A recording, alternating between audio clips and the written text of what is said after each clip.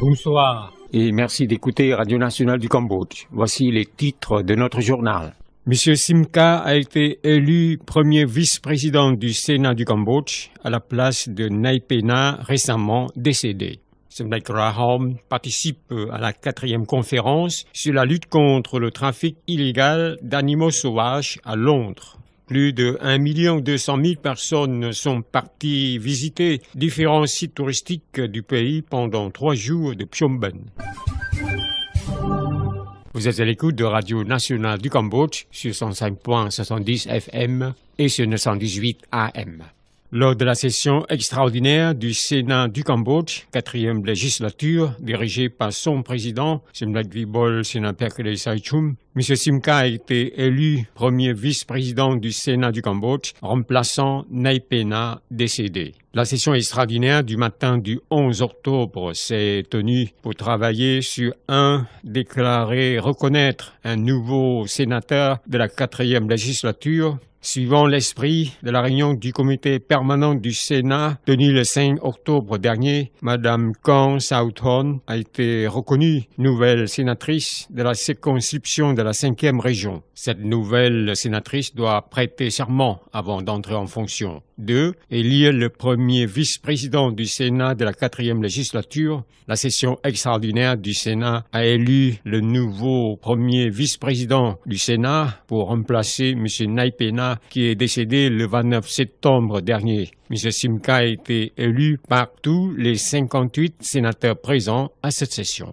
Semdek Rahom Sokheing, vice-premier ministre et ministre de l'Intérieur, est parti dans l'après-midi du 9 octobre à Londres, au Royaume-Uni, pour y participer à la 4e conférence sur la lutte contre le trafic illégal des animaux sauvages sur l'invitation du gouvernement britannique.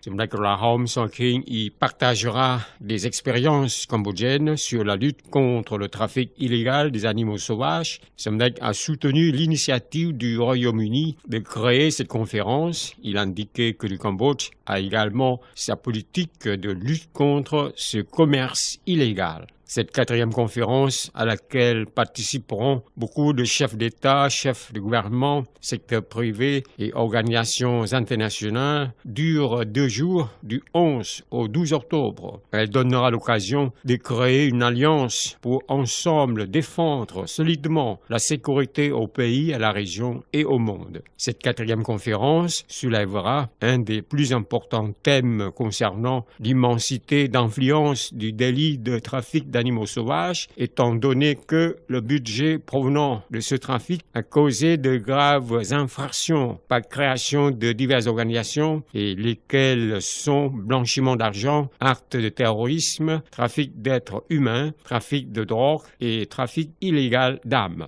Durant 3 jours de la fête de Phnom Penh qui vient de prendre fin, plus de 1 200 000 personnes sont parties visiter divers sites touristiques du pays. Ce chiffre représente une augmentation de plus de 20% par rapport à l'année dernière. Le rapport du ministère du Tourisme a appris qu'on a compté 1 213 687 visiteurs cambodgiens, soit une augmentation de 20,29%, et 48 004 visiteurs étrangers, soit une augmentation de 23,93%. Selon le rapport, la province de Siem Reap, où il existe des temples anciens, est toujours celle qui a le plus accueilli des visiteurs pendant la fête de Phnom Penh, avec un chiffre de 252 422 personnes, soit une augmentation de 47,05%, desquels 230 000 sont cambodgiens, une augmentation de 53,33%, et 22 422 étrangers, une augmentation de 3,58%.